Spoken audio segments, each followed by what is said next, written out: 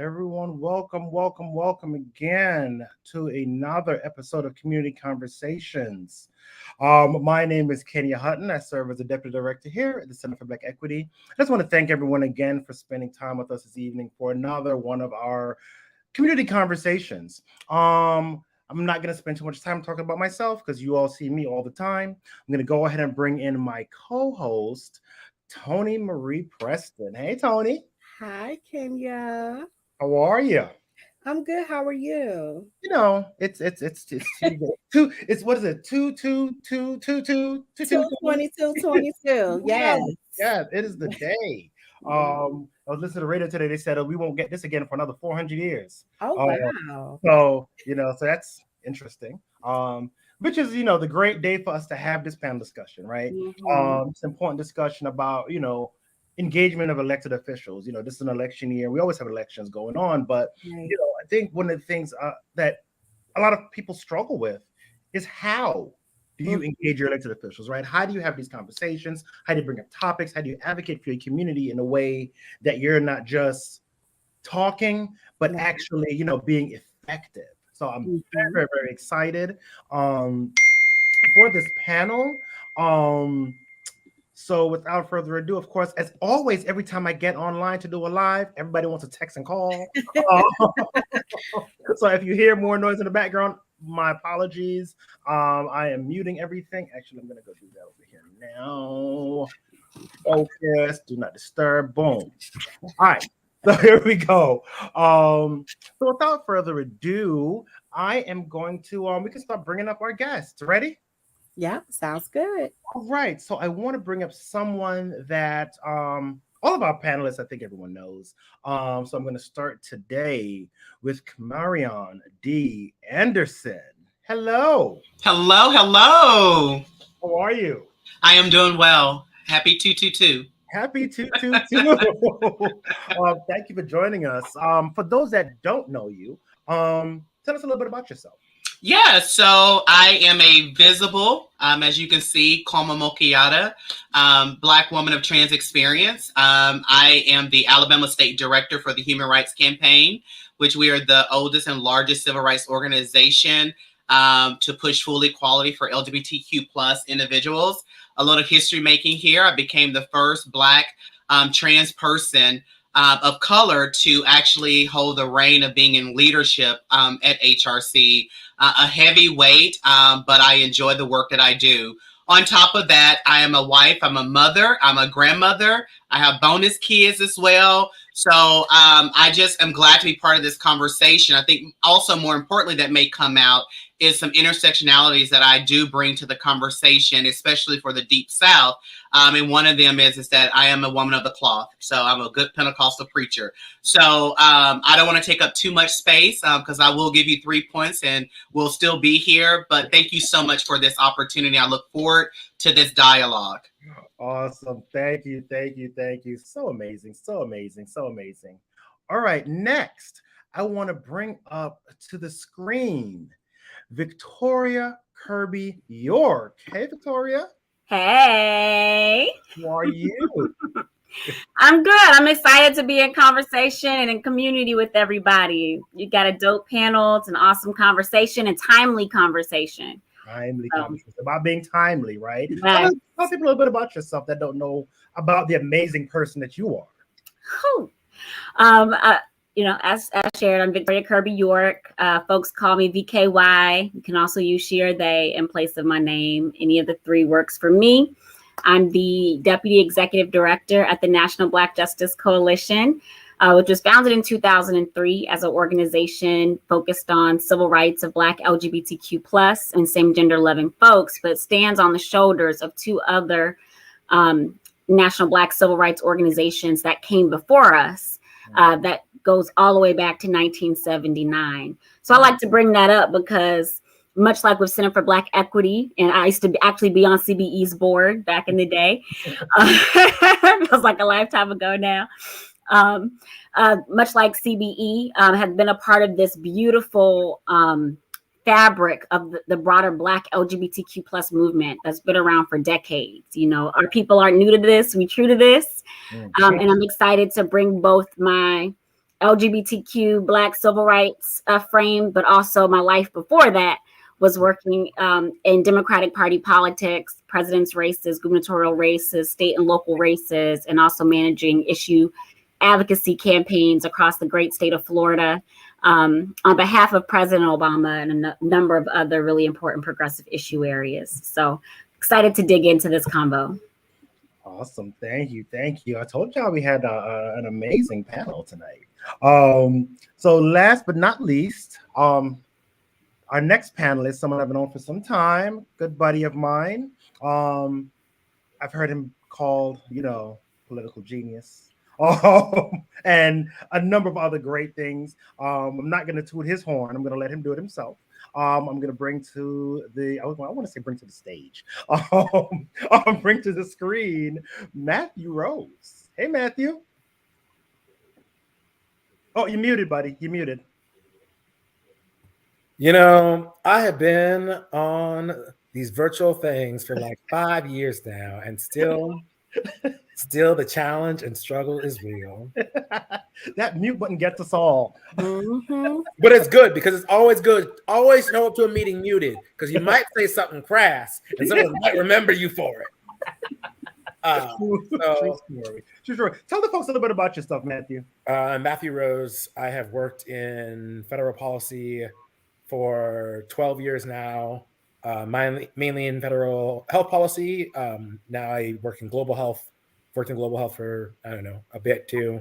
I try to be in the philosophy of John Lewis, make some good trouble, but also thinking about, especially during Black History Month, and as a Black queer person, the legacy left to us by James Baldwin, by Langston Hughes, by Bruce Nugent, and some of the key artistic figures and free thinkers, and Richard Wright of the Harlem Renaissance, that really spoke to an ethic and advocacy for Black queer folk that helps change the game and conversation that I get to now have. And I like to see myself as in alignment and standing on some of those shoulders as I do my work now. Awesome. Thank you. Awesome panel. Y'all, we got the heavyweights of policy here tonight. I'm excited. I'm excited to jump into this conversation. If anyone that's watching online, as you saw, there were some comments popped up. Everyone's loving it so far. If you have any questions for our panelists, comments, please feel free to share them. We'll get them up on the screen and get your questions answered. We want to be very interactive. This is a part of a something that we wrote and asked for from our sponsor, Gilead.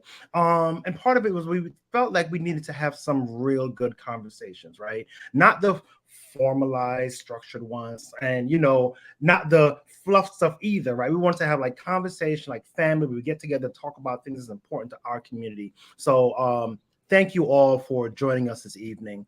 So without further ado, I'm ready to hop into our first question. Ready? All right. So first question I have for everybody. You all do this work seamlessly, right? I see you all navigate these spaces. How do you get the general community excited about engagement with elected officials? For me, it's about making the problem and solution clear and plain for folks, especially Black folks, community that includes my family, friends, loved ones, etc. And often, there are a few key areas of change making that are given to us, right? We talk about voting generally. We talk about marching and protesting and rallying. But that piece connected to, well, how come I haven't seen anything yet? We've been rallying and protesting, but everything still remains the same. I show up to vote and they're still not doing what I want.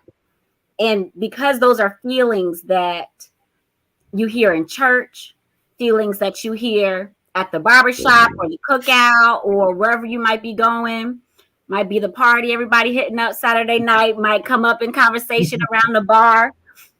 Being able to give people that solution to say, have you engaged with your elected officials? Oh, I can do that? Right? Sometimes people think that they're their like moment to engage in the process begins and ends at the voting booth. And everybody doesn't believe that, but there's a good chunk of us where that's as much as you're really educated to think about. And so when I have conversations with folks and I say, you know what, I worked for a member of Congress. I served as her outreach director. And I can tell you, they want to hear from constituents. Your voice matters more than almost any other voices they can hear from. They want to see tweets from you. They want to see you come to their donut and coffee, session or town hall. They want to get emails or snail mail from you.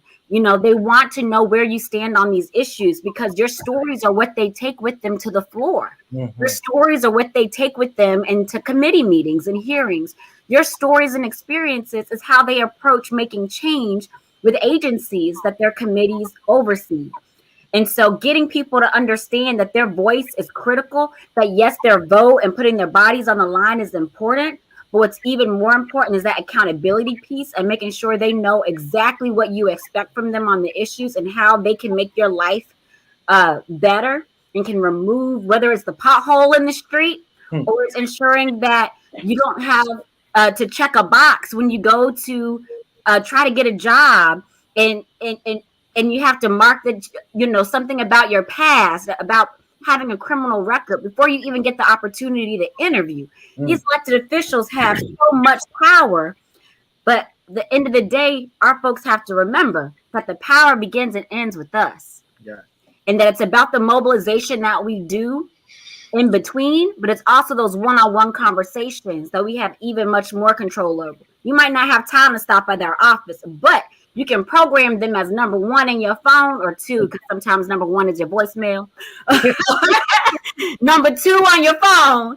And every Friday at noon, call that office up and let them know, I heard y'all got one of those don't say gay or stop woke bills going on like what they got over in Florida. And I'm here to tell you, we don't want that. You don't want the smoke, because I'll go get my church and all the Missionary Baptist Church of Suffolk are going to show up with me and roll on up to your office and then to the Capitol to make sure that you know that the heat is on. Mm-hmm. And so those are things that folks can do. And that's what I like to contextualize for people, some more parts of the process, the administrative policy opportunity, to help them see that there's so much more weight to the civic engagement game than only the voting and the rallying, which are both important, but they're components. Let me pick up where Victoria certainly left off, because she's given us tools that generally as constituents we should be doing. We should care about policies. We should care about making these connections with the powers to be. But realistically, from the Deep South and also being part of a marginalized community, anytime we say general community, we have to be honest that we have to define what the general community is. Oftentimes, the general community are those that have privilege. Okay? And they tend to show up and they tend to know how to engage. Sip the wine. I almost said the Lord's Supper, but sip the wine and go to the after 5 dinners and things like that. But when you speak about marginalized individuals as the general community, we have a challenge because we don't just get excited about making those levels of connection. One is that we're still increasing our literacy around what our power and our voice has as it relates to voting, and how our voices can be very strong if we show up on the front line. We also are dealing with, when our voices do show up or we show up on the front line, how we're dealing with being dismissive in certain areas. So there's a lot of combination when we speak about, excitement and engagement. I have learned, in my service years that one, as a leader and as well as an ally and as well can empathize as a constituent, we have to meet people where they're at for their excitement, period. And if we don't do that, then, we're asking them, to put a collection in, and they don't have no money to put a collection in. So we're embarrassing them when that plate comes across to them. I'm trying to really contextualize this culturally for my Black and brown people, because it's very important, because we're not showing up. We're not getting excited. Let me say it that way. Right. Essentially, it's the excitement that also helps change policies. But when we meet them where they're at, then I think we can tie that with building a relationship with elected officials. I often say that I will never judge an elected official or hold that elected official accountable if they are not in position of knowing what they're speaking about. That sounds kind of confusing. Let me explain. As a Black trans woman, you may not know much as an elected official about my community, yet alone the Black race. And so let me show up and first encourage and educate you and build that relationship so I can really then turn around if I get upset, hold you accountable. Just trying to piece it together. That is what we should be exciting. The first thing is that we have to show up to be counted. We have to own our position and our voice. We have to tie that together into a relationship. And I believe by doing so, that we're connecting the community to the right people who are advocating in our position, in our place. We put them in office, regardless if you voted for them or not. When they are declared the winner, we all put them in office, and they have a responsibility to the general community. Keep yourself in the general, privilege and no privilege. We have a responsibility to show up. And I think we're missing that piece because we're still learning through the level of disappointments, even stigma, and how we should show up as a community to make our voices heard, and as well to connect with the right people at the right time to push what we want them to do when we're speaking about elected officials and what their roles are. Yeah, thank you for that. I see you've taken us to church already. Matthew, you want to chime in on this? Yeah, I think, it depends on who I'm coming with. I try to have my various pitches based on what audience I'm engaging with. One of the ones that I enjoy telling people about and reminding them is that you like to be a boss. You're a boss because you're literally this person's boss. And you're showing up to tell them your stories, to tell them what's going on, to tell them what's happening, is their performance review. They came to your community and made all kinds of promises on all kinds of things they were going to give you. And why on earth would you only do their performance review next election? You need to show up because I can guarantee you this, the other people are there. The other people show up and make sure that they are in the conversation, that they are taking the limelight, they are creating and taking and having all the attention. And sometimes when something's right in front of someone's face, they want to deal with it. Yeah. And so we show up. You got to show up from time to time to remind them of who you are to them, and what they owe you. But you are always a boss. And so you should take that energy into that conversation. I feel like y'all was listening in on my conversation I had Saturday night with my family, where we got on the topic of politics. Yeah, y'all. Matthew has me wanting to remix the song and make it Big Boss Energy. Right. With some lyrics about voter empowerment. You got that Big Boss Energy. Black voters everywhere. Yes. Yeah. But look, I'll tell you about that Big Boss Energy. It's been interesting. I'm curious to see how this legislative cycle is going to play out because of the midterms.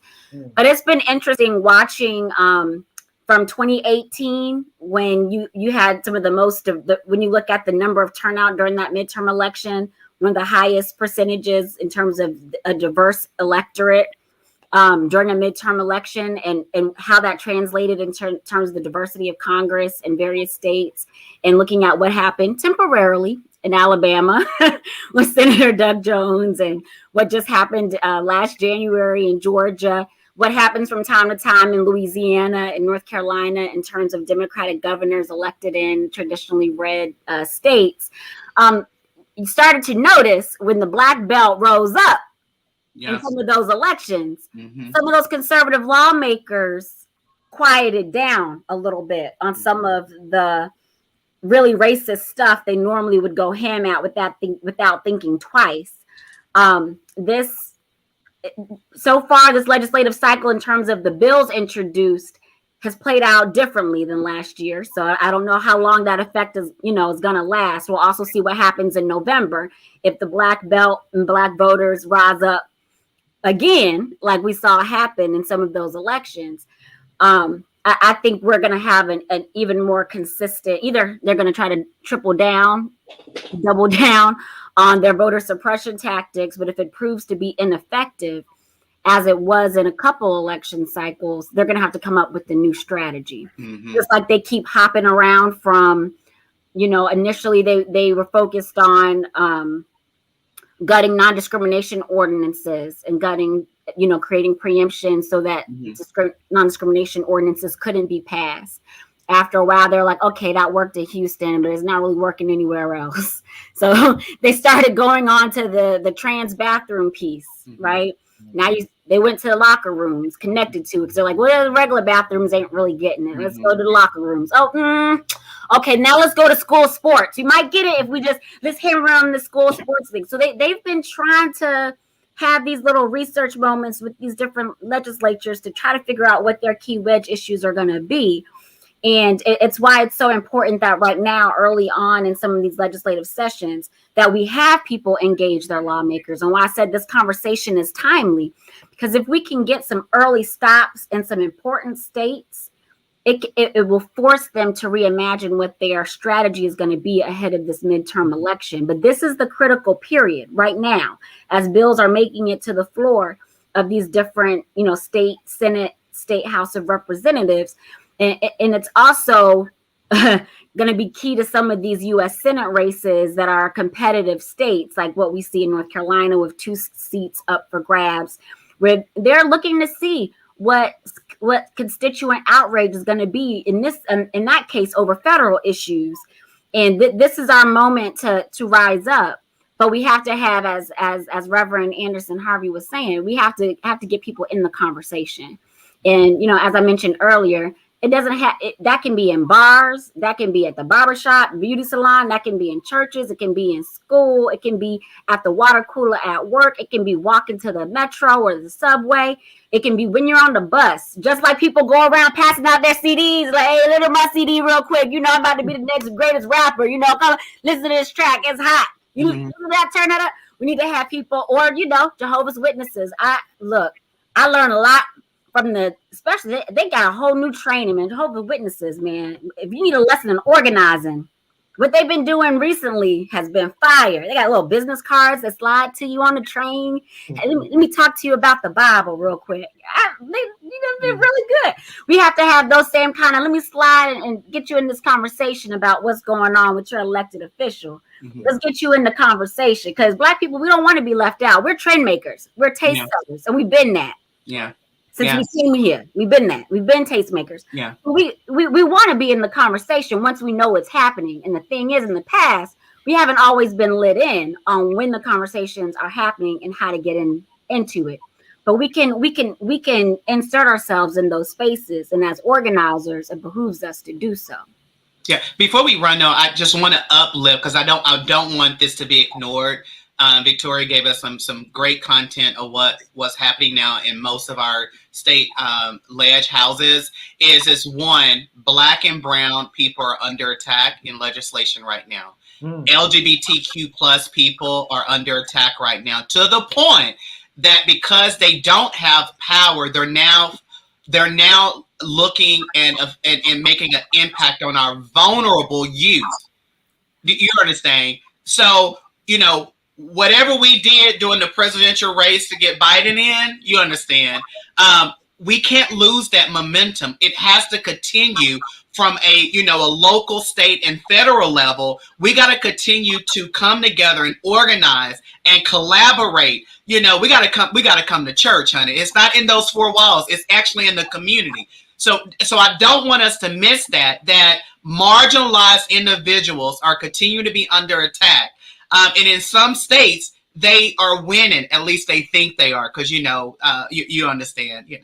They think they're winning. But it's happening, and the bills that they're putting forth are bills that is trying to reduce our humanity, our lives. You understand? I'm fighting a medical bill right now in other states, along with Alabama, where if we prevent our gender expansive youth from getting the age appropriate necessary medical assistance from a pediatrics, that they need, or from a support from an educator, yet alone their own parents, that could be criminalized up to, you know, a felony, then we're looking at losing lives here. We're looking at increase of suicide rates on minority people. Yeah.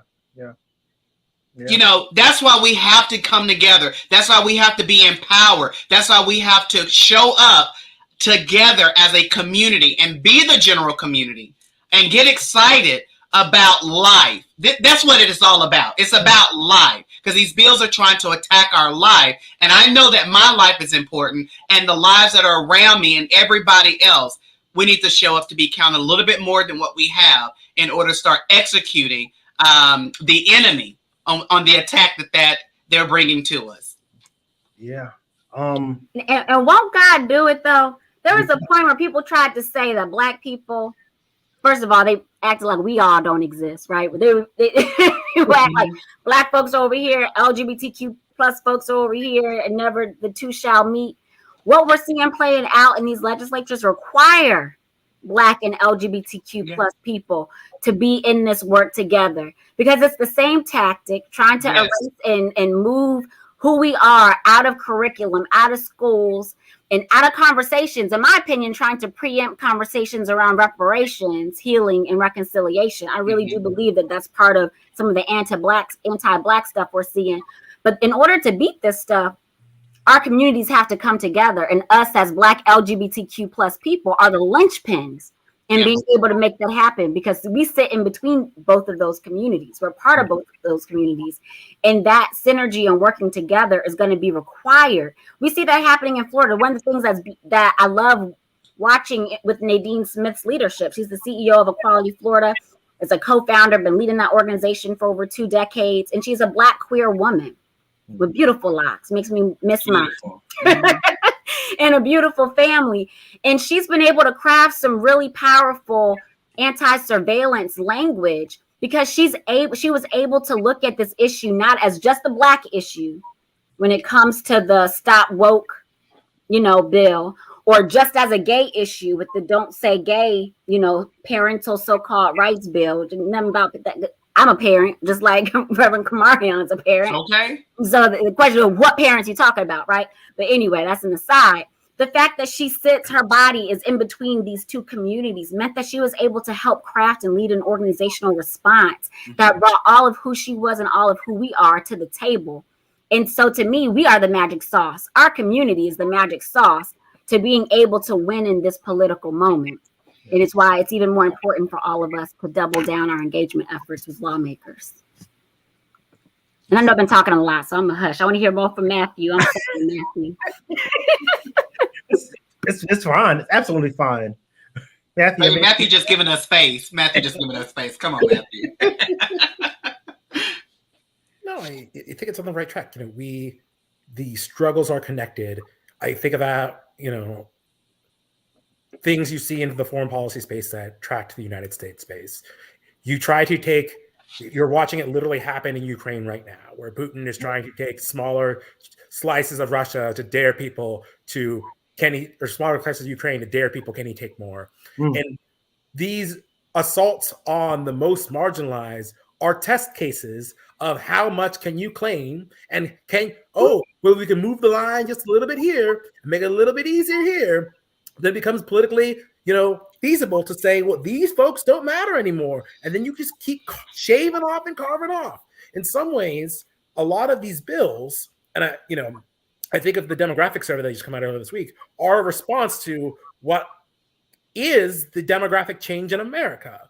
More LGBTQIA folks are identified than ever before. And most of that is being led by Gen Z. Who's assaulting the young people? They're trying not to let them be queer, not to let them talk about their gender identity, not to let them talk about their gender expression. People worried about demographic change.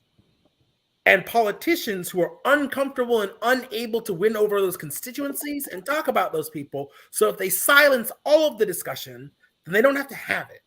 They don't have to be accountable for the fact that people are dying, literally dying, as a result of their actions. And it's finding the space in the stories that breaks this through, which is why I always say, well, one of the things I love about state politics, even though I don't work on state politics because that shit is a whole different level crazy, but state politics, you can find legislators. Most of them have real jobs. You can pop up and be like, hey, so you're doing such and such. Did you know that? But you can engage with people and let them know your pain. A lot of these people hide behind the fact that everyone loves play. I don't know anybody who's gay. I don't know anybody who's a Trump supporter. I don't have a racist uncle except for the 7 on the other side of the family who all have shotguns. But not that there's anything wrong with guns, just responsible gun owners, please. But everybody does better knowing someone. And one of the things that we talk about a lot on the Hill, and if you're working in some of these spaces, that Democrats are really good at sympathy and Republicans seem to be stuck at empathy. And their empathy only extends so far anyway, because Abba Kamara could tell you all the places in the Bible where their Christian values of bullshit happened. But knowing people, having a face makes it harder for them to do things that they want to do or are more problematic for our community. Yeah. Seeing someone, my favorite thing on a bathroom bill once was my friend Mason Davis was to go to Republican lawmakers, and he's like, "So you want me in the women's bathroom?" And Mason is a big bear of a man with a giant ass beard, and they're like, "That's not." I'm like, "Yeah, your law is stupid. Just like, why are you so invested where people pee?" But sometimes Republicans have to know people to actually change things, which means you have to engage. Rob Portman didn't care about gay marriage until his son came out as gay. And is it exhausting to like always have your identity have to be the thing to like win the battle and teach them the lesson for the moment? Yes. But it is the fight that we are called to do. Also, yes. And it's really important in small towns, right? In every town, right? Every city. But, you know, my family comes from Northern Alabama and Eastern Shore, Maryland, and communities that are small. You know, the big city is Cambridge, Maryland, and that's not a big city. No offense to my Cambridge family. But, you know, it's the same area Harriet Tubman's from. And it looks like today the same way it looked when Harriet was running away and saving people. It looks the exact same. Matter of fact, it's part of their marketing strategy for tourism dollars. Look, you can see what it was like back then because it ain't changed very much. But one of the things that I love about small towns is that people are less likely to be seen as statistics when they know people. It's not, you know, 10 kids have experienced X. It's like, oh no, that's Bobby Jane's son. Or that's, you know, Glory May's, you know, niece. That's, you know, the vice principal's daughter, you know, the high school, you know, people know each other. So when people started to invite people in, as we say at NBJC versus coming out, when people started to invite people in these communities, it was transformative. I went to visit my grandmother, and there was a 72-year-old Black trans woman at her dining room table. Now, my grandmother had never told me about this friend of hers. They went to high school together. Oh, wow. And she has been trans since they were in high school, right? This is 1940s, right? 1950s. And when I met her, I was just like, oh my gosh, she's got so much spirit, so much vitality. Nobody thought, oh, you know, she's trans or there's no stigma, because that was, she was a part of a family that, just like our family, had been in that community since colonial times and before, right? She was not, you know, some stigmatized other. She was the person who was always there to help people out when they needed it. She was somebody who was a part of the glue of our community in Little Old Hurlock, Maryland, right? And so her life mattered to them. And I bet if there was something moving that was anti-trans in the community, all they would do, they would be like, oh no, that would hurt her, people like her. Oh no, well, that's stupid, you know, because what you're not gonna do is try people that are core to the Black community in a Black community. The same is true for other small towns, regardless of racial makeup. And so that inviting in and connecting to that person who's a lawmaker but used to be your best friend in high school, and y'all haven't spoken in a while, or since high school, but it's a smaller community. Connecting with that person and saying, hey, you know, my daughter is impacted by this law that you're trying to have passed, this bill that you're trying to have become law. Makes all the difference in all sizes of cities and towns, but especially in those small to medium-sized towns, because once they know that they know someone, it's just like with the governor of South Dakota. And Mason was probably a part of this, Matthew. Governor was ready to sign an anti-trans student, you know, bill a few years ago, and they set up a meeting with 8 or so trans kids, met with that South Dakota governor. He's a Republican, huge conservative Republican, and he vetoed the bill. It had already made it through both chambers in their state legislature. But after meeting those kids, he couldn't do it. He couldn't sit with his conscience. Same thing happened with Governor Nathan Deal.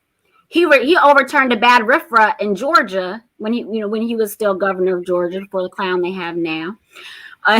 Me and Governor Deal didn't agree on a whole lot of things, but he vetoed that RFRA because of his faith. Because he said it was not the Christian thing for him to do. And his pastor confirmed it. And so it's important. We call it self-interest, sometimes power mapping, but figuring out what's going to move a lawmaker. And as was pointed out by my colleagues on this panel, that personal relationship is gonna be the deal and difference maker every time. Wow. Thank you. Oh, wow. You guys we in this first question, y'all. Everyone is dropping gems. Yeah. Well, can I just, I'm sorry, can I just drop one gem? I got to do a plug-in for my trans-identified community, just real quick. Because when we speak about engagement, you know, this goes beyond just elected official. This is also engaging with the gatekeeper of your community who literally can spearhead. But let me throw this out for a call-in. When we do not complete the word in our sentence trans, we leave them out there. So I am asking that we put some identity when we were saying trans what? That's level of engagement, trans experience people, trans identified people, a woman of trans experience. Give it an identity. Let's complete our sentences. You know what I'm saying? Let's not just show up mad. But why are you showing up mad? I'm trying to make this a connection response. So I want to just throw that out for, you know, my community, but it's relevant when we can practice those languages, inclusive language. I think we can then turn around and articulate how we show up, how we connect with elected officials, how we, you know, have conversation just around the dinner table. Because, I mean, it does start there first. You know, most of us not eating dinner at the dinner table, you know. So when you're picking up your phone or texting, gossip about how to make connections, people. Because we're in a severe time right now. You know, COVID is still here, but we are still in a severe COVID. To some communities or some privilege, it didn't interrupt their lives. But it showed interrupt our lives. It interrupted us getting out there to vote. That was our excuse. Baby, COVID is out there. But were you really going to get out there anyway? Because is that part of your culture? Is that part of your DNA? You know what I'm saying? So anyway, let me just do that little plug in. I'm going to give it back to you, King, because we still on question one. We're still on question one. And we actually have a special guest that has just logged in. Someone we all know. President and CEO of the Center for Black Equity and DNC LGBTQ Caucus Chair, Earl Folks. I am not the special guest. You all are the special guest. I've been listening to you all talk. And one of the things is when people get down in our community, get down on our prospects of an election in November, I point them to people like the members of this panel. Because when they say that our party does not have I'm a Democrat, so I'm not ashamed to say that.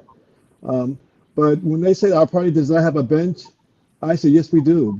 You're the bench. You're the next round of elected officials. I'm surprised, Victoria. I'm surprised you haven't run for anything yet. Right. What are you waiting for? Trauma, honey. That's a long story. I wanted to run back home, had a campaign plan and everything, had money lined up. Trauma happened, baby. Trauma happened. Me and my family picked up and moved to Maryland. And it wasn't the Democratic Party. It was family. But well, you know what? But you can still run in Maryland. I know. Like I said, I got roots that go back here, 12 generations. Yeah. But it's, we can't, conversation. and The fact is, we have a bench. We have people who get it, who understand our community, understand the politics of our community, and you all know how to speak to the politicians. You don't need me to do that. You all do it because you wouldn't be where you are in your careers and in your lives if you weren't able to do that.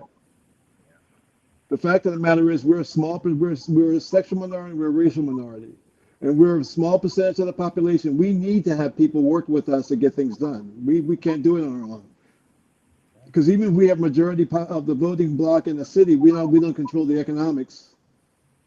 Yeah. We don't control the money, and that's where the real power is.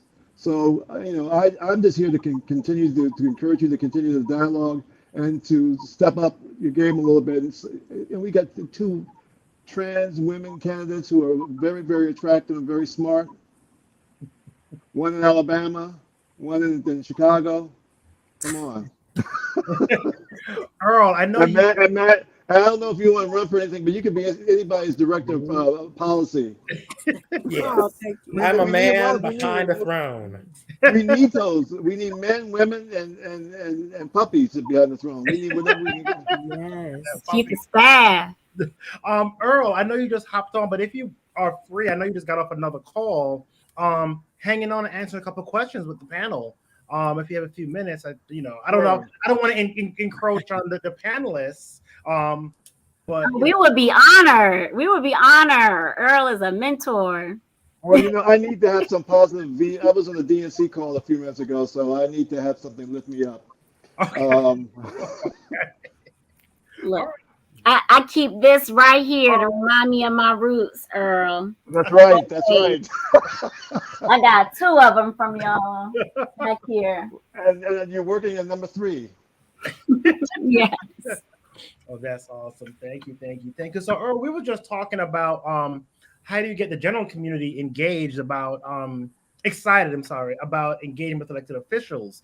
Do you have anything you wanted to chime in on before we move on to the next question? So the question is, how do you get the general community excited about engagement with elected officials? I think there's a fear among Black folks in particular. I'm going to speak from a Black perspective. There's a fear somehow we place our elected official on some kind of pedestal. That whatever they say or whatever they do is okay because they're elected, and they're honorable this and they're honorable that.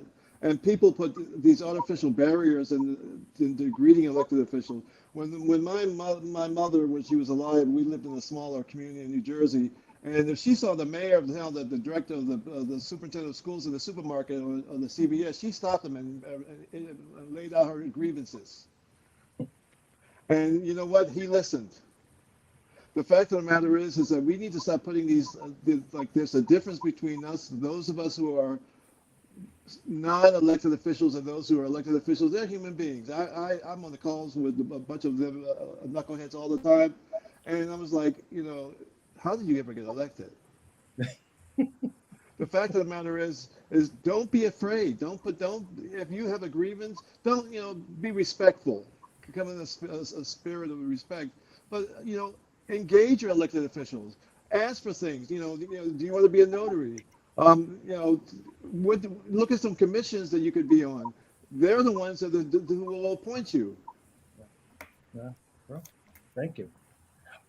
We certainly need more of our experiences on these commissions because, often commissions will recommend the policies that are implemented by agencies or passed on to councils. And it's I'm on the police control board.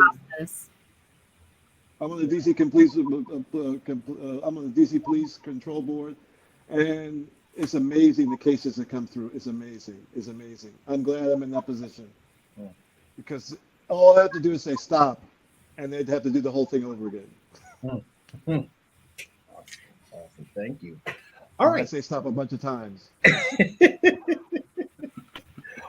It'll break through eventually. That's what I've learned. Sometimes I'll spend a year saying the same thing over and over and over again. But once it's finally implemented, I'm just like, okay, it was worth it. The change has come. Because often you're just waiting for the right person to hear it in the right frame of mind to do something with it. And you never know who that person is going to be. It's like I kept bringing up the need to have a White House interagency focused on ending the epidemic of violence against Black transgender women. And I brought it up with the Domestic Policy Council, the Women's Policy Council, the Assistant Secretary of HHS, anybody who was going to listen. I don't know who ended up carrying the water.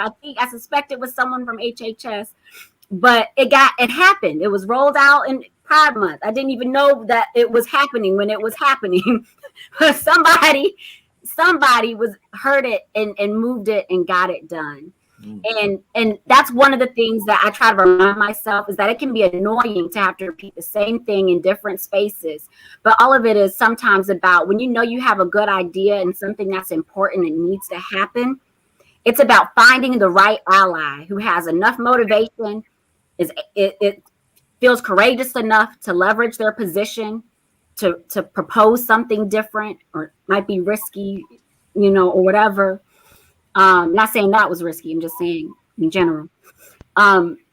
In hopes that the right person is going to hear it with the right motivations and have the right amount of courage to make it happen. And so I say that again, just for folks out there listening, that you might have to go to a town hall a couple of times, meet with a member a few times, meet with every single member of your county commission to figure out who's going to be the one that's going to care enough to make that their issue, that they're going to champion to get it across the finish line. Because often it's not about people, and I think Reverend Carmarion mentioned this too earlier, it's not always about people not wanting to do something. Sometimes it's never even occurred to them that this is an issue. It doesn't happen in their life, so they've had no reason to think about it ever. So just having someone come and talk about it, and having that person have a little bit of empathy and say, oh, wow, no one should have to deal with that. And then take the baton to then go do something about it to fix it. It's often just not that no one would want to do it. They just never had someone bring it to them, or there wasn't someone in office who had the spirit to do something about it. Yeah. And so it's like every term, try to see who's in there now. And sometimes people are going to tell you no the first time, and after they sit with it and they hear it the second or third time, they start to think it's their idea. And I'm always happy about that. I'm like, good, because I don't need credit. You take it, it can be your idea. I don't care. Because one day I'll write my book or whatever I'm gonna do, and I'll set the record straight there. But in the meantime, I don't care, as long as it's gonna happen. Yeah. So just wanted to drop that. Don't give up. Yeah. Thank you. So I know we're running on time. I'm okay with staying on longer, but I know all of you are super, super busy. If you have to drop off, please just let me know. But if whoever was able to stay on and engage in the conversation, you're more than welcome to. I think we're gonna just toss a question out. Tony, if you want to take this one, kind of tweaked it a little bit, but for you. Yeah. So, what has been a success and challenge with working with elected officials? And this can be something, more recent in the more recent, sessions. They will try your nerves and think everything, the most basic things, are profiles and courage. And you're like, really? Seriously? This is a profile and courage for you to vote for this thing that you already said you were going to vote for? Okay. But, one of the reasons I do work on the federal and global level is because when you win real, real big. And so you get to take advantage of that. But getting people to do the things they said they were going to do, and reminding them that they were supposed to do those things, right, can be a bear. However, I'll say, just kind of piggybacking on what Victoria's saying, yes, you might have to go to every member of the city council, but this is why you recruit friends. You don't have your community can split up the work here. And that can be powerful in of itself too. They might not know that it's actually just 4 of you cycling in and out of the meeting, saying the same thing, but it looks like someone is angry every meeting about it. But sometimes it takes elected officials a moment to just remember that the things they promised you actually want to see happen, and they need to be delivered to you. Yeah, and before we give it to Queen Victoria, honey, because she's on fire tonight. Do you hear me? On fire.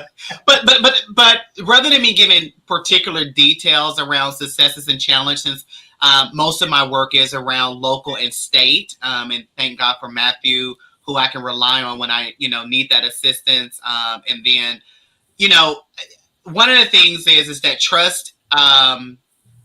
Trust is a big factor in winning successes.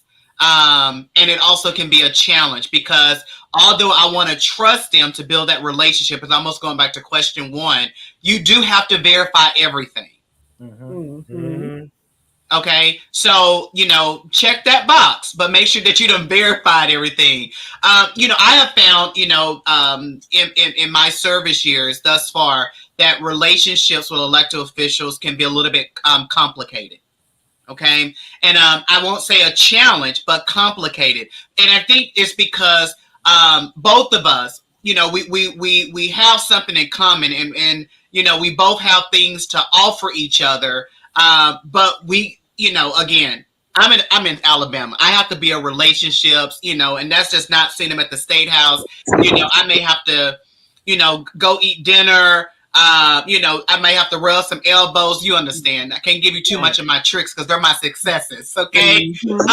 But I realized that there has to be a separation. We can't confuse the necessary relationship and the friendship that we're building. That's where the challenge, I believe, comes in at when we're doing this work, even as community members. And we have lawmakers across, the United States who are out, who's about that community life. They're in the community. They don't mind, on Sunday still going to their childhood church and going to the restaurant. But don't confuse your personal relationship with the relationship that you're building in order to do the work. And I think that's probably the most challenging part. But if I ain't said nothing else, trust them, but check your facts. Because you will be held responsible and not them, because they're secured with privilege because they're the elected official.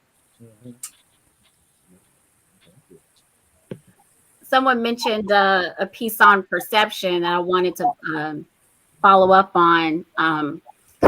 Is important. I mean, you look at some of the coverage of these so-called parents who are showing up to school boards, and you would think that every school board all across America has a bus full of parents talking about, how their children are just so hurt because they read Toni Morrison's Beloved, like you would just think this was happening everywhere, but it's perception. You pick a couple school boards and a couple churches to fill up some vans to come to a couple of those school board meetings, and you make sure somebody's recording on their phone and capturing a viral moment, and all of a sudden you have a national story.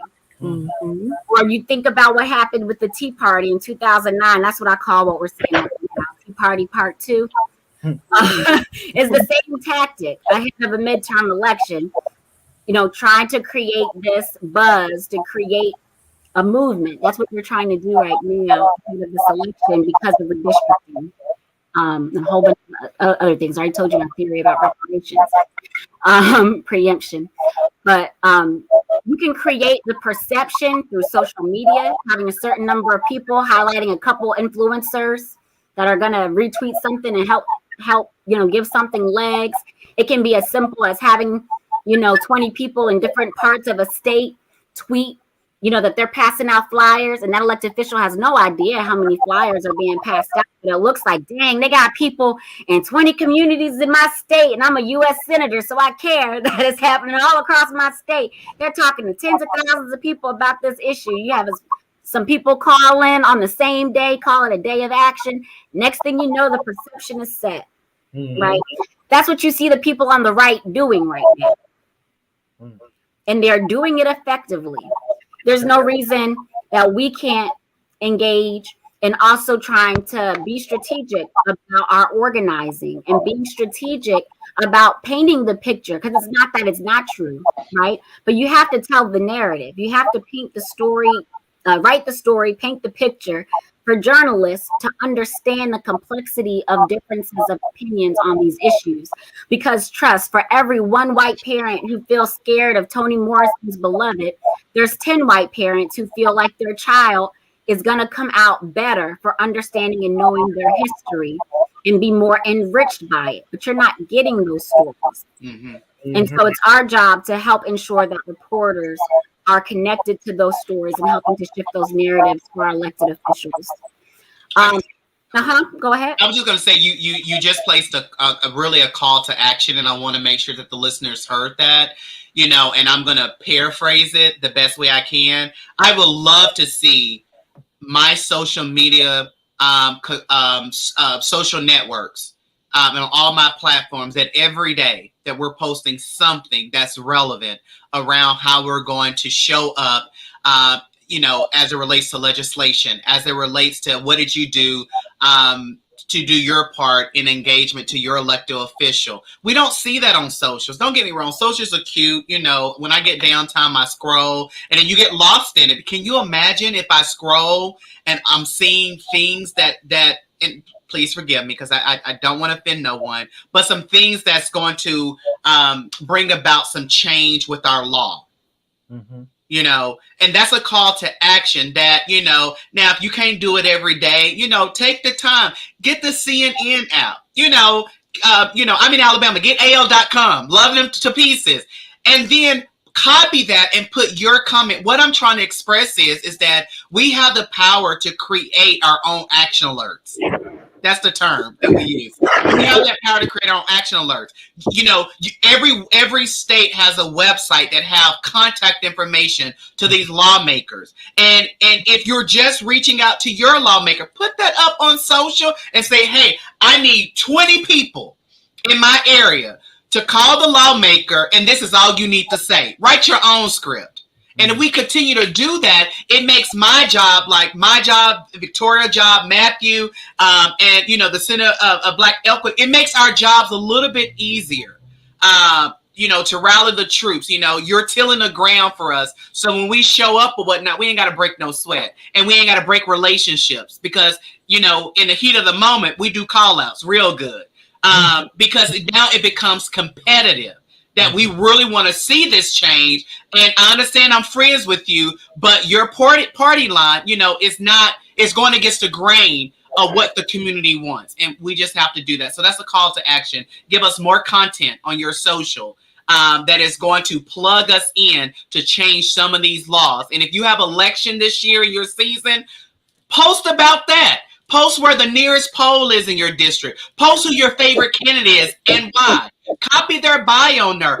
Share, what they've done since they've held office. We're responsible. And we can be doing more, in my opinion. And it's my belief that if we do so, we will see the change that we want to see in the world. And some of us are sitting down on gifts. I feel like I'm prophesying now. As Mr. Earl said, we sitting on our gifts. Some of y'all should be elected officials, to be honest with you. I need you to connect. If you Democrat, connect the Democrat Party. Get the training that they have. It's free.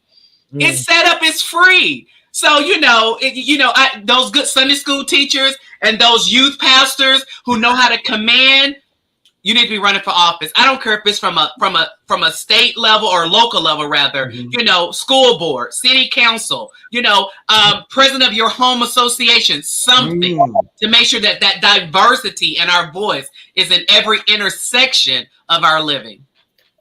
Matthew. Clip that. That's the benediction. So I was listening to this podcast the other day, and I think that it's a very relevant piece for this conversation. And it was between Ezra Klein and John Favreau, two kind of very, liberal thinkers of sorts. That's a nice way to say it. Of two white men who are liberal thinkers of sorts. But they made this interesting analysis from Ezra was that because of the way the internet has sorted us, the people who are hyper engaged in politics are hyper engaged on both sides. But there's this giant block in the middle that just can choose to opt out. But what they don't realize when you're opting out is I like to remind people, if you're not at the table, you are on the menu. And so your opting out is actually saying you don't care about what happens to you and your community. And here's why I know you care. Because you care about where your kids go to school.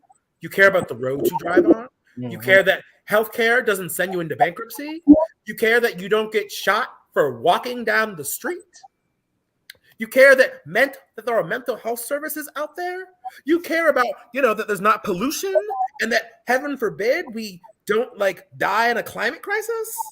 So there are a lot of things you do care about. And all you have to do to literally switch the narrative just a little bit is do what Carmine just told you to do.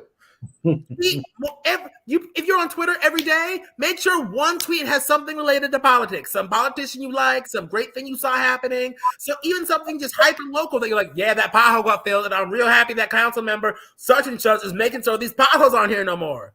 But just adding a little bit more to your life, having a little bit more of the political narrative, means that we stop ceding the ground to people who have not our interests at heart.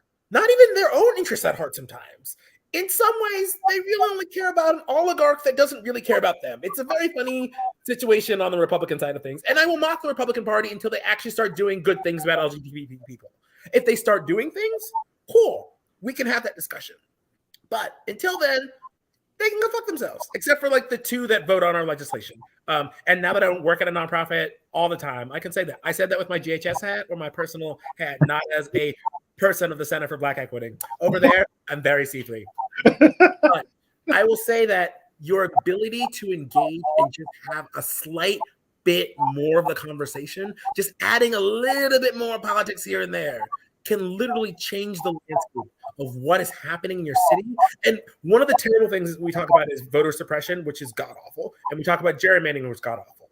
Voter suppression, that shit's going to take some real fighting to do. But you cannot gerrymander a statewide election. If we start winning statewide elections in places, we get people like Governor Evers who can just veto things, even when they're all Republicans. We could put a Stacey Abrams into office, and then she could veto things of the crazy Republicans. So a little bit of engagement goes a long way, and you just have to add a tiny bit more conversation to get people to care. And I want to say something about voter suppression and gerrymandering. Those are not new. Those things have been done since this country's been found. That's a political tradition that has been for the last 250 years. That's not new. It's just it's being used against us in a different way this time. But we could, women couldn't vote until the 1919, I think.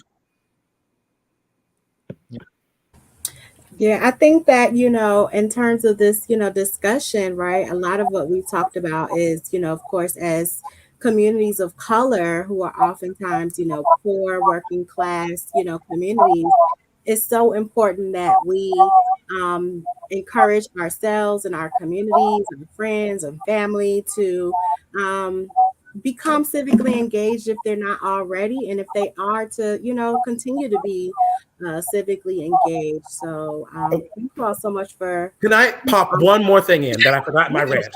It's important to remember the news cycle is always focused on the bad things that happen and not the good things.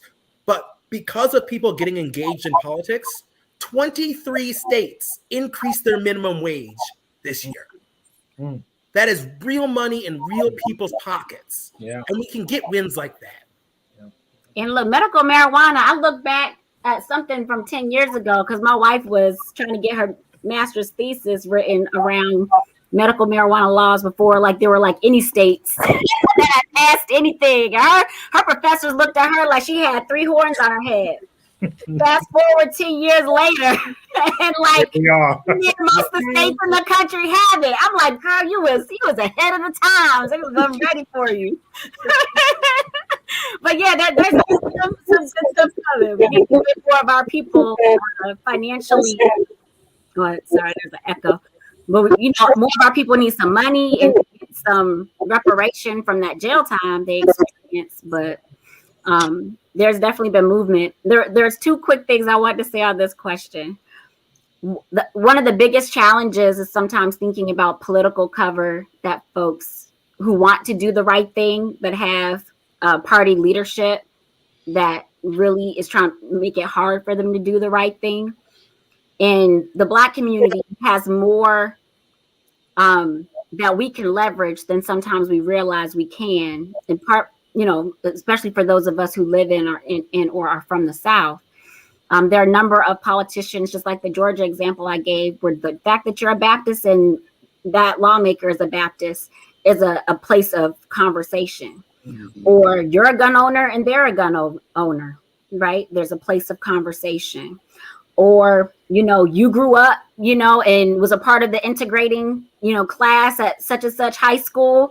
And you might have been one of the first Black friends. I think about like my mom's age group, and the fact, blows my mind all the time that she was a part of, one of those first, where from kindergarten till she graduated, was a mixed, education experience. And at the time that was still new.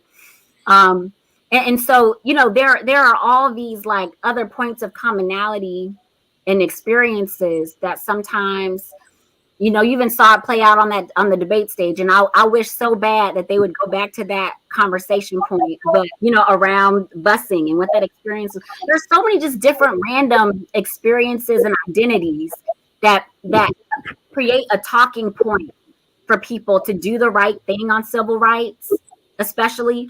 And even on voting rights, I don't know that we have leveraged in all the ways that we can as a community. And I think that is one of the challenges, in part because of the trauma still left for us from some of those experiences, right? But I do think that there's, and I don't know if it's my internet making that noise, if y'all can hear that or not. But, there's opportunity there that we need to tap. And then the second piece is around owning your power as a leader in the spaces you're in.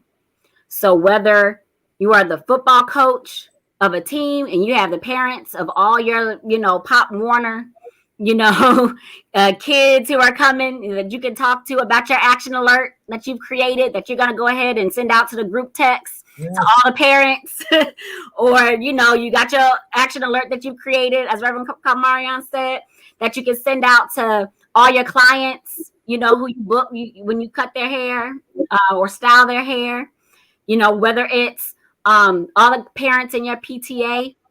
It might just be your coworkers on the job or people in your union, it might be the people in your neighborhood cleanup group. Whatever it is that you do, the folks who you go to the gym with on Saturdays, or you do yoga together, whatever it is that you do, everybody has a sphere of influence, and you can be a leader in that space with your action alert. You can, like Reverend Kamarian said, you can create a new one every week, or you can have the same goal all year, and you continue to educate people, and educating people about what different roles do. Because some people don't know what the mayor does different from the sheriff and their impacts in your town when it comes to criminal justice laws or policies, or what the state's attorney does. And the best person to translate what those jobs do, what those roles are, and how you can make influence in those spaces is you. You can be the interpreter. And that allows people to have a better entry point and allows them to get excited. Because if they see you excited, that joy is contagious. You're like, ooh, she got fired up about this issue. I'm fired up too. I'm gonna do something about it. You heard Coach Pee Wee. Coach Pee Wee told me that, this HB, blah, blah, blah, blah, blah. We gotta get behind that thing. It's good. It's gonna help us do X, Y, or Z. Or nah, we need to stop that. That can't go. You need to go ahead and call them up. Before we rush off, the energy is picking up, and I just feel we're in a place of worship. Yeah. And I don't want us to really miss what Missionary Tony offered a little bit ago, okay? Because Tony offered that we should be on the front line, starting with our families and communities around civic engagement.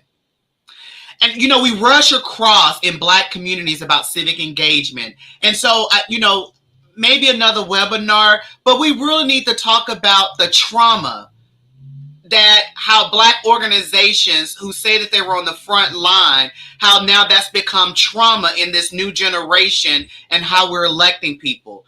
We need to talk about reconciliation. And I'm talking about from experience and whatnot. Don't want to call any organization. That's not the intent of this, but there has been some trauma in regards to what our place was. And the trauma started because some organizations that was before us made it a social club and made it difficult for us that are Black and in our diverse intersections to show up and be a great army. So at some point when we talk about civic engagement, especially in the Deep South and Black communities and perhaps brown community, there is some trauma that we need to be healed from. There is some reconciliation if we think we're going to go to the next dimension. And I need to call that out. I almost wanted to say I want to call that out in the spirit. I want to call that out because that is what I resonated with when Tony was talking about civic engagement. We heard that a lot. I work in policy. Look, and I'm in rural areas. The folks have been hurt. Some of us need to go back and apologize. Some of us need to apologize. And these new organizations that's focusing on policy from a Black lens, then provide the reconciliation and don't duplicate what we all came out of because it's not working. I feel it now, Earl. Do you hear me? But yes, that's why they call you Reverend. They need to apologize because we've been wounded and we've been hurt. And conversations like this that turns organic allows us to be very transparent. And that's coming from a place of a Black trans-identified Black woman who has been hurt by the system that we call Black freedom. Hurt. But yet I still get up every day and do this work. And I do it from a place because I've learned how to press through the hurt, take the meat out of it, use it for what I can make a difference, but not reduplicate what I came out of. And I really want to just share that. I felt inclined in my spirit that the people needed that because some people need to apologize. Yes. I'm paying membership right now to an organization that needs to apologize to me and my Black constituents in the Deep South. I live in a civil rights state. Some people need to apologize how we became a red state because how we continue to recycle what we did 30 and 40 years ago that's not working because you refuse to call the next generation to the table. I'll yield my time. I feel like as I look around and look at the five of you, you're the next generation, and your time is now. Take it. One time I was at a meeting in Atlanta, and someone said that they're going to take over the CBE. I said, I'm going to take it over. I said, you don't have to take it over. You can have it. You can have it. Here it is. Here it is. Now make sure you make the payroll next week. And make sure the programs are done according to our contracts. But you can have it. Take it. Take it. Don't wait to be invited. Take it. And if you're not included, include yourself somehow. Push your way through the door. Push your way through the door. Absolutely. Because no one ever yields power. No one gives power away. No one's ever in the history of the world. No one gives power away. Freddie Douglas, Frederick Douglass. Nicknames for days for Uncle Freddie. Yeah, he told you that. Look, power concedes nothing without the man and never has. A rattlesnake will commit suicide. I should put trigger one before that. Before I think James I in 1066 signed the Magna Carta. That was the last time someone gave power to the barons. That's the last time. Well, this is great. And I'm over here just like yes. Where I am on my questions list. Question list went out the window because like you said, the conversation's happening organically, and this is what we really want to happen, right? And I think just so many gems being dropped. My little notepad is all scribbled up. I got like 3 pieces of paper over here. I'm just Tony and Reverend Marion. They're just holding church on my computers on the right side. Okay. You have the deacon board, and you have the pastor, you have the youth choir, everything all rolled up in one. I want to say, Kamarian, I might be touching base with you after this to talk about that panel because I think that's a good idea discussion, and I would love to engage with you on that to make that happen. And make sure someone from those organizations are on the panel. Not to set them up, explain to them what's going to happen, and have them, because you're right. I'm tired of apologizing for stuff that I have not done. It's exhausting. It's very exhausting. Because it's exhausting, and then you just give up. Yeah. Look how gray it was. Like, a couple of years ago, my beard was black. It's true. It's true. Earl's done it. I've done it. I'm always like, oh, I'm sorry that happened. Yeah. We're apologizing for other things that, anywho. And it's really not a true apology. A true apology comes because you can empathize. Right. Right. You know what I'm saying? And so we don't want to just apologize and move on. We're doing putting the Band-Aid on it. Right. And I think when we do have that conversation with those organizers, I mean, and if I may say, I'm gonna do a plug-in for NBJC because I'm about that life with them. Is that the reason why their organization was birthed in the way that it was, and the reason why Earl folks, you created Center for Black Equity because of things that were missing because we got tired of apologizing, and we got and then we got tired of being tokenized. Yes. And we find that we can often be tokenized in our own community. Mm-hmm. Because Black folks is learning on the policy side, they're learning what the word political score is. Mm. Okay, we'll just leave that there. But anyway, I do think it's a needed conversation. Yes. We're still talking about. And the sad thing is that we only have 2 organizations, NBJC and CB. We need 10. Yeah. And Yeah. Go ahead. Well, I think about a lot, and in part it's what inspired the award series that NBJC started last year, the Wisdom Awards, honoring the ladies behind me, which Reverend Kamarion was a part of, and the James Baldwin Legacy Awards. Is that when I think about our elders, including Earl, you're not quite in your 60s yet, I don't think. Let's go with that. I didn't think you were. Did I get that wrong? Did I mess up? That's so crap because I was like, nah, Earl ain't in his 60s. Just don't call me the godfather of Black Pride. Just don't do that. Oh yeah, that's what I did because Earl was also in the program. I was in the James Baldwin program. He was like, nah, that wasn't me. That wasn't me. I was a mentee. Let's get it right. But I think about the apologies that, their crew and older, because, Earl is, as mentioned. Anyway, my wife says I'm corny. I will run a bad joke out. Anyway. But,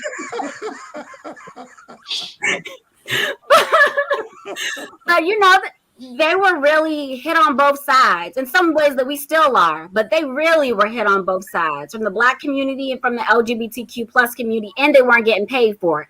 So at least I take solace in, at least I'm getting paid for the trauma that's being inflicted on me. But I think about our elders who were working somewhere else 40 hours a week, sometimes had another part-time job, and was doing advocacy and civil rights work and LGBTQ liberation work on the side, another 40 hours a week. Mm-hmm. And some of them now don't have the funds to make ends meet in retirement because of what they were doing for us so that we could be here. Didn't have the pension. They got their Social Security, and that's what they're living off of. Some of them were rejected from their families, don't have people who are taking care of them right now. And yet are the people that when we see them, we're like, yes, queen, icon, legend. And I'm like, yes. And they need some coins now. Give them $500. Give them a check for $1,000. Yes. Yeah. They need coins now, right? That's a good idea. That's a good idea. Yeah, because that pain is real. Someone, I forgot who said this quote. I need to look it up so I can I can like mention their names. There was a quote about how people break the glass ceilings, but no one talks about the cuts. And that hit me. I was like, whew, people got stories, trauma that's very deep that they still haven't really wrestled with because of that. So like you said, the apologies are needed all around. In addition to apologies, financial reparations need to be figured out how to come about, especially from those in the corporate class and foundation class and folks who have millions of dollars that they can write to help provide support to some of our elders. So yeah, I just wanted to I know that's way off topic of the elected officials piece, but when we started talking about those apologies, I just But I don't think it is though, because we're gonna soon, and I've seen this to be true because it's my narrative as a Black trans woman. elected officials on both sides don't have a problem amplifying to kind of show their solidarity that they're in community. You know, we're still promoting, which absolutely they're history making. Marsha P. Johnson, and you know, Sylvia Rivera, and we got, you know, Miss Major, and all of them. But at some point, you know, Miss Major's the last one. At some point, who we're going to continue to celebrate, and that's what I mean. Also in the policy world and the politicians is that at some point we're losing our diversity. You know what I'm saying? You know, after if you know when Miss Major time is up, and we pray that she lives a long time with that beautiful baby of hers. Yes. But who else is there going to be? Yeah, we have, you know, other trans identified individuals, a very small number. Let me just talk about Black and brown that are, you know, in different seats. But we could be doing more. You know, and maybe this is another call to action for organizations who do training. Go out to the community and bring them in and train them and pay them for the training. You know, come on now, because they're taking time negotiating, you know, their living expense, how they're going to survive. But we need to bring them in. I need to see more people, you know, in federal races. Hell, I need to see someone like me in Congress right now. Yes. You know what I'm saying? Yet alone in my state house or someone that's, you know, when congressional races come, I need to see someone that actually look like me, because we're going to talk about, and I'm tying it back together, we're going to talk about relationship. The most beneficial relationship is when you have things in common with that elected official. I know that to be true. I came to a state, Black girl, you know, with hips and a blush line. And, you know, hell, presentation means everything, and so does people's perception. I was well received because my whole constituency, who I consider my supporters, are all Black. And everybody that do the same work with me are not that race. And so I'm grandfathered in. Can you imagine if I can identify, you know, another trans individual or, you know, other progressive preachers in it and so forth that really... So it's important that we start identifying and diversifying and rearing the next generation up, because those are the ones that those individuals are representing our communities. And I think we're getting the short end of the stick. You know, I would like to say, you know, the next presidential race, you know, are the Democrats prepared? That's rhetorical. Don't answer that. But that's my example. But yet already, every time I open up the news, I'm reading about somebody who's thinking about putting their name in, you know, as a Republican, who all speak the same language like Trump. But it doesn't matter. There's the ratio. It's already, and we're not even there yet. But it's different. So we have to start looking at what we have, the potentials in the community that we have, and bring them in. If they don't have the education, baby, go fund me and get them a scholarship to go to school. Yep. There are online classes, accelerated classes. If you just want a tax write-off, give me the money. So hell, I can run in the next 4 years somewhere. You know what I'm saying? You know, prepare me. But I'm advocating right now, because sometimes that's the holdup.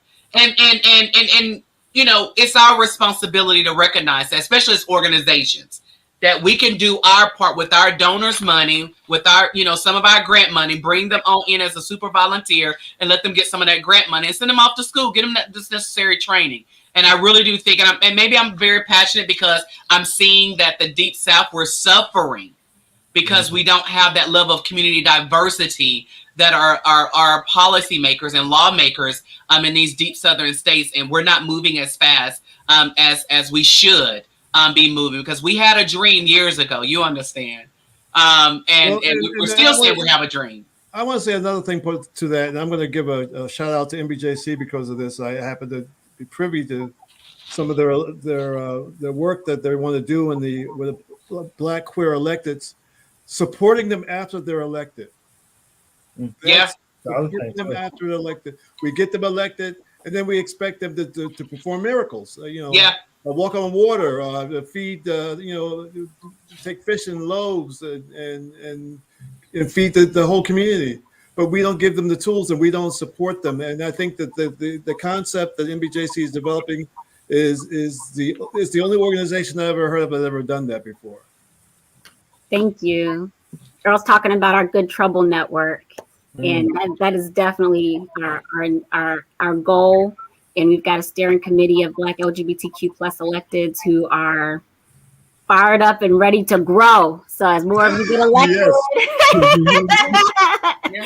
once you get elected, we definitely, want to make sure you have the policy support, community support, relational support with other people, because it's hard to be the only one in your state house. And so having a space to be able to engage and to learn from and be in relationship with other people who are managing similar battles, getting it from both sides, right? Yeah. Is important. Thank you, Earl. And also thank you for all the work that you've done over the course of your lifetime. We're all doing it together. We're all doing it together. There's plenty of work for all of us to do. If, like I said, we could do 10 organizations, the multi-million-dollar organizations, and we still would be able to resolve all of the trauma that you all have been talking about.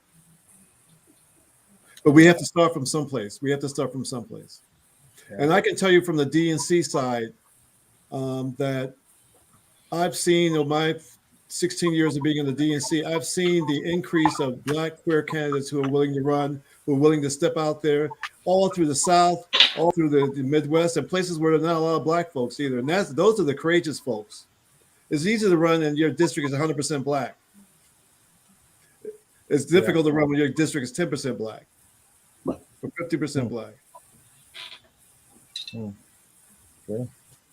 Ooh, here y'all see y'all just having church. Well, this is exhausting. You guys are, Tony and I are just sitting here just smiling, and you guys are just like taking it in.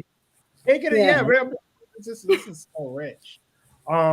It's soup. You got some good clips to send out to people who need some inspiration. Everybody's got a little something in there to help somebody. Look, they said 2/22/22 is the special number 22. I don't know all the numerology sayings, but it's about manifestation and manifesting your future. So I already know, Reverend Carmarian just manifested that run for office. That's gonna happen. I heard that. I'll make sure all my Alabama family in Athens, in Huntsville, know all about you. My wife's family's in Mobile. Just let me know where you're trying to go. And my grandma was born in Talladega. Best. By the way, today's George Washington's birthday. Remember, this used to be a holiday. Okay. Some people had off yesterday. We didn't get it off. I was communicating with a colleague of mine yesterday, and I'm sending messages. It was like, Kenny, it's a holiday. I'm like, no, it's not. It's a fake holiday. I'm sorry. It's all right. It worked. It's a sales day. It's a sales day. All right. So I just want to ask you all a quick question. Out of all so clearly you all do so much work, right?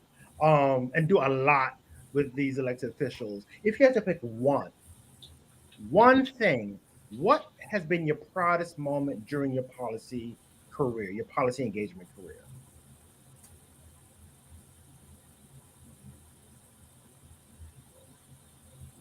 Everyone's thinking. I don't want to go first, so I'm waiting for someone else to go first. It's like a terrible Sophie's choice. I'll go. I have this example that I use often. I was trying to find a different one, which was why I was paused. I think this was the moment that I really started to really believe in power mapping. It's like it was one of those things that I taught all the time. It was a part of the OFA training model, but I don't know how much I really was bought in until we did a action with Mi Familia Vota and a number of other immigrant rights groups when President Obama was still pushing for immigration reform. And we encircled, kind of like the action in the Bible, Joshua fit the Battle of Jericho, and they marched around Jericho like 7 times and the walls came tumbling down. We encircled the congressperson's church the night before we knew he was going to be in service. We had a one-on-one with his pastor, knew his pastor was going to preach on immigration that Sunday. This particular member of Congress was a Republican who had not yet put out a stake on where he stood on immigration reform, or if he did, it was not trending in the right direction. But we did that action. We slept overnight outside of this church. All of us, all these different immigration groups working together. And after the end of the action, after, everybody had their signs, when he arrived at church, after the sermon was preached in the post-church meetup with the pastor and this congressperson happened, this congressperson, this is when Speaker Boehner was still Speaker of the House, this congressperson came out and supported immigration reform. And before taking the job as Florida director for OFA, I was the outreach director for my member of Congress, and had sat in conversations where my Representative Kathy Castor, is the only Democrat, in a meeting with Republican lawmakers and farmers, talking about this issue and its importance. And that meeting was one of the hardest meetings I've ever sat through. And I've sat through a lot of hard meetings doing the work that I do. But that congressman came out in support of immigration reform. And I did the action. I helped recruit for the action. I talked about the strategy. I definitely was motivational in getting people to buy into the strategy.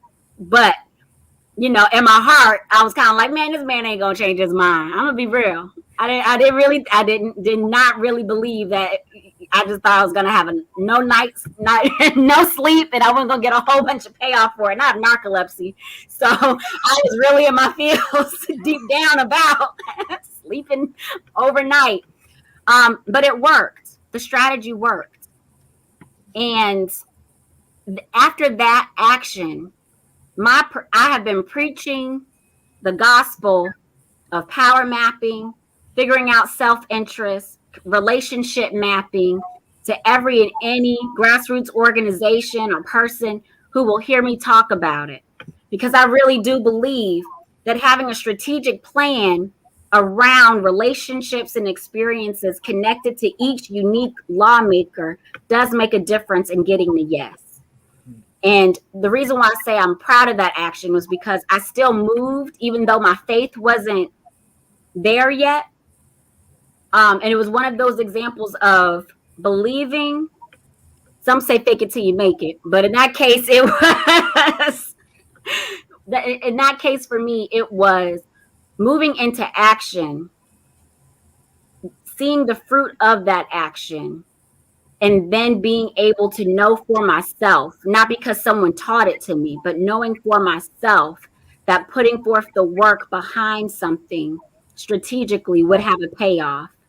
And when I meet with people and train on this, I still use that example. That's why I've been digging to find a newer example. But for me, sometimes you just have to do it. There are going to be things that feel like it's outside of your comfort zone. There are going to be things that you're just like, oh, I don't know about calling a stranger. I don't know about calling an elected official. I don't know about writing a letter about my experiences and putting what I've been through in an email. This all feels foreign to me. I don't know about tweeting, an action alert out. Sometimes you have to go forward with what you are not familiar with or what might be uncomfortable or something you might just not be all the way bought into. To put that faith behind the action, to see it through, to see what those responses are going to be in your life. And more often than you believe it will be, the outcome that you want will be what happens. Sometimes you just have to move.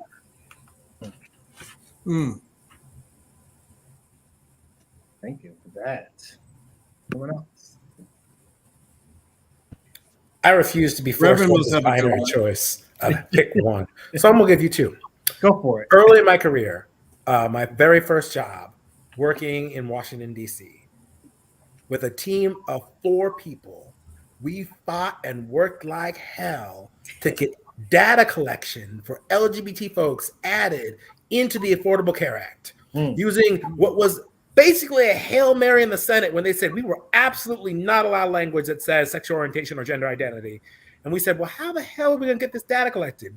And we created this coalition of single women or single unmarried women who don't get collected in data and disability rights groups. That was pretty amazing. Definitely did some awesome work with people on fighting to keep the Affordable Care Act when the Republicans were in charge, helped coordinate and did some skiding and soaping out so that the wheelchair folks could come in.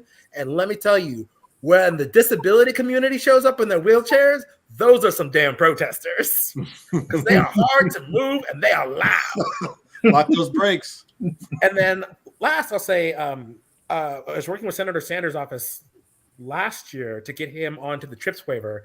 And when he came out for it, it pushed a lot of the left of the party to be for understanding why this was an actual piece of progressive foreign policy that they needed to be fighting for and needed to be pushing for the waiver that ultimately got Joe Biden to change our position. Now, the waiver didn't go anywhere because the world sucks, but it was nice to see that and remind you that sometimes when you know all the Republicans are going to be against you, that not even all the Democrats are always for you.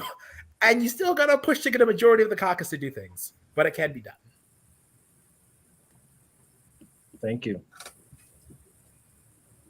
So I think for me, mine is really, really easy. They have more service years than I do. And I can go and tell you how the boxes I've checked as a Black trans woman or with privilege and so forth. I think I want to keep it around the context of what we've been speaking about. I am so amazed that every time I go to our state house, the people that I'm with, which is usually about 15 people, when I get stopped by a Republican who hugs me, who actually knows how to pronounce my name, and we have built such a relationship that they are guilty when they vote party line because they don't want to lose that relationship that they're building with me. That is probably for me the most proudest in so many ways. One being Black and then being trans and then the work I do on behalf of the Human Rights Campaign that goes against their grain if they're conservative, but they see me as a person. And it has just been a reward just to build relationships, not just from the Dem side, but those Republicans that you just know is hard to build with. And you got people clutching a person like, that has never happened before. What did you do? And to be honest with you, I think it's because this is the season I'm called in. And for whatever that might look like, but those are proud moments for me. I think the other piece is that, I've been working or fighting a lot of youth bills since I've been in my position in policy with HRC. And when those youth and their parents come to you and really thank you for going over and beyond, that's I can sleep at night when I get those thank you. It actually helps keep the spark lit for me to just do this, continue doing it one more day. Being facetious when I say that. Let me just say one more year. How about that? Let's do this one more year. Let's do it another state ledge. So that's kind of very rewarding. And then the other piece is going to sound very vain. And please forgive me. This is not patting myself on the back, but this is really for my community that we are some powerful people when we can own our privilege. I am often in people's backyards, chilling with them. Ain't a lot of church going on. And that's how you get good intel. That's building relationship. And when they are having conversation and it comes around something that I don't agree or is discriminatory for the LGBTQ plus community, automatically my HRC and my narrative tendrils come up. And when I try to explain to them, not rolling my neck, I dare you, we're friends. I just go into a dialogue with them and it's like, why are you so passionate about this? Well, hello, did you forget that, I'm part of this community? And I often get, BITCH, I keep forgetting that you're part of. That's rewarding to me. Not as an individual taken in vain. It speaks to the leadership of my marginalized leadership that, I can use my privilege and my power to make a difference, and I'm not using it selfishly. And I'm still checking them. Well, don't forget next time, but if you do, I'll still retaliate or respond in the way that I did just to remind you. And it's allowing education. I'm getting texts right now because I have a bill up right now. And these heterosexual, not really clear about what they need to say, is text me and say, I'm working on your behalf. How did I do? Because they think I'm watching, but I'm on here with y'all. How do you think I did? But that's rewarding. That means, again, going back to question 1, building relationships is so powerful. Yeah. You earn trust that way. I show up to every invite that I tend to get because I believe that that's a start of building a long-term friendship, because I never know when I'm going to ask them to do something on my behalf or on behalf of HRC, and yet alone, they never know when they may just ask me to show up for whatever reason. So those are some proud moments that I've had in my 2 years and 4 months. And, I can keep going down the list. And I look forward to continue that momentum that I've created. It makes a huge difference. Who would have thought? Let me just leave you with this thought. Who would have thought HRC is going to, hire a Black trans woman who left public health, who enjoys Southern reach, and get into hard to reach places, and say, we want to hire you for Alabama. They couldn't give me another state that was a little bit more inclusive. I believe I got the hardest state. But to me, give me Mississippi. I'm from Mississippi. Oh. And I really think that I will have the same results, to be honest with you, because it's all about how you show up to be counted, that relationship building, that humbleness, and learning also from others that you're building with, in order for you to be able to show up in the best way that you possibly can. And that's securing relationships, but also staying very adamant of what your stance are in regards to what you're fighting when it comes down to legislation. So that's what I have. Thank you. Thank you. Thank you. Earl, you're up. Who's up? Tony's up. You're up. No, we're not part of this. So, This is about y'all. so I've been around. I'm a little long in the tooth. I have a lot of examples I probably can give you, but the one I'm going to give you is the one that's means the most to me.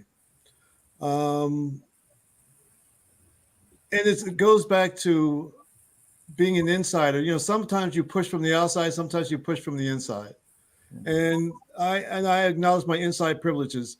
In the 2020 election, there were at least 5 trans women, who, when they got elected as delegates, the state would not put their correct sexual identity, sexual orientation, they would list them as women.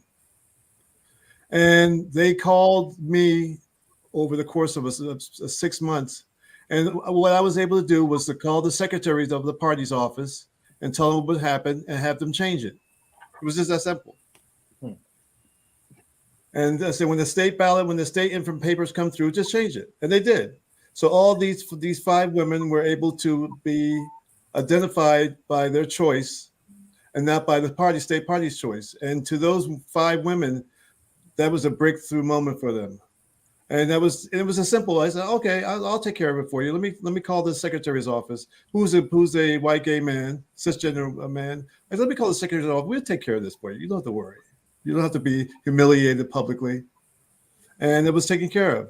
And that was using my little bit of privilege to make it to correct the grievance. Mm-hmm. Yeah, y'all have been great. We went over time. We went off script, and this has been such a great conversation. Overtime and off script seems to be the best thing for these conversations. Thank you all. Thank you all. Yes. Thank you all on behalf of Equity, on behalf of everyone that's watching this tonight and in the future. Thank you all. Tony, do you have anything before I drop my last question?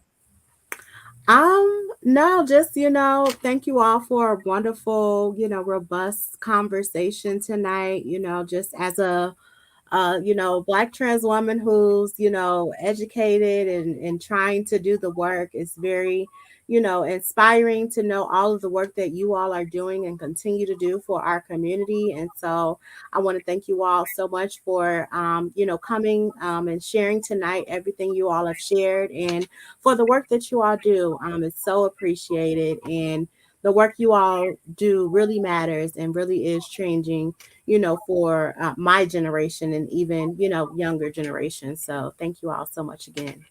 Yes, thank you. Thank you for doing the work for for those that we know and that we don't know, Yes. my family members and everyone, thank you, because clearly it's making a difference, right? Because all of us, sometimes some of us don't have that energy or that insight, and you all are rising to the occasion to make sure that we all are better. So thank you. My last question: if you want to leave one thing for anyone that's watching, one statement that you want to leave folks with, what would it be?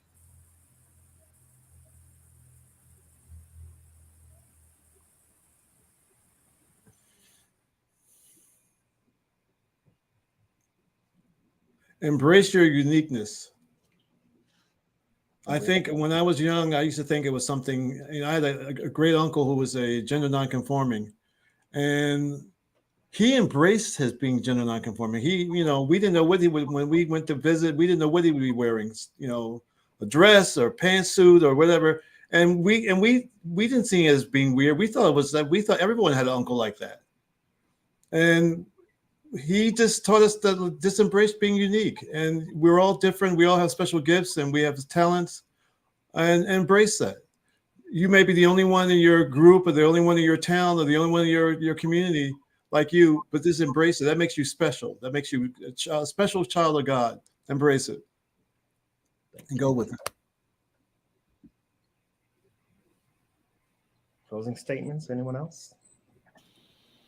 I'll do a statement as it relates from a response from religion and faith.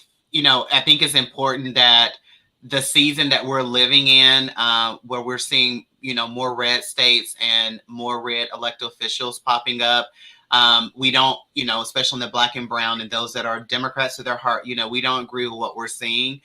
Mine is more of an encouraging word. It's from a Christian of faith that our elected officials, the Bible says that the heart of the king is in the divine hand.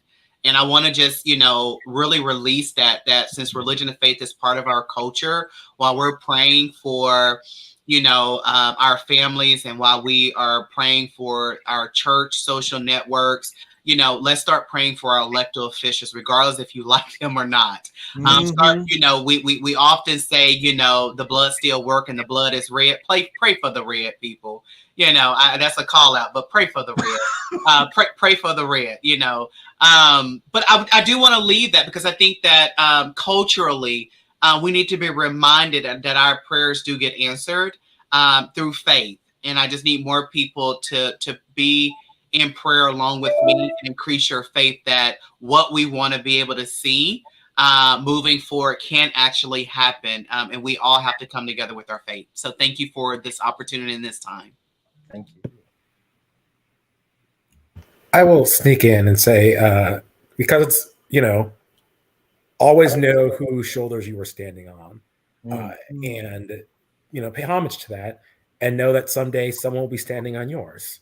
And be that strong back and wide shoulder that lets them lift up. And I want you all to remember the words of Joseph Beam, who went to APHA, took the microphone and said, "I will be heard," and demanded to talk about what APHA, the premier public health institution group of folks, were doing about HIV in the Black community. And never forget that you too have the ability to be heard. Remember, you got boss energy.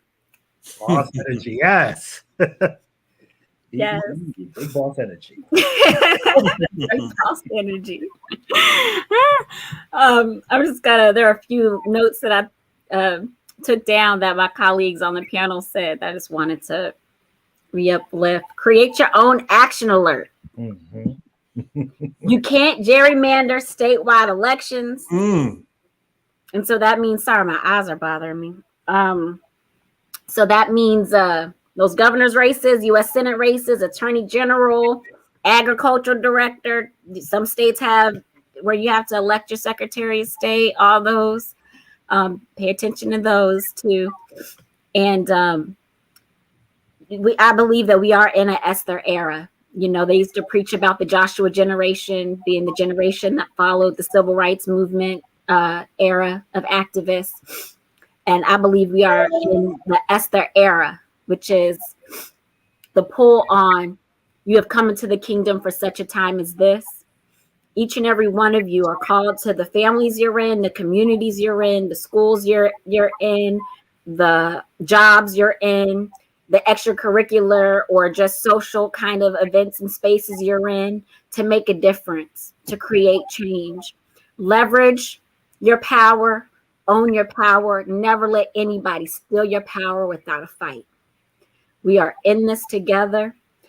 And go to www.nbjc.org to learn more about what the National Black Justice Coalition is doing. And if your qualifications meet what is on the job, we are hiring for a policy manager. So please feel free, if you think you'd like to work with me every day, throw in that application. And by the way, if your eyes keep bothering you, go to the Pond of Siloam tomorrow morning.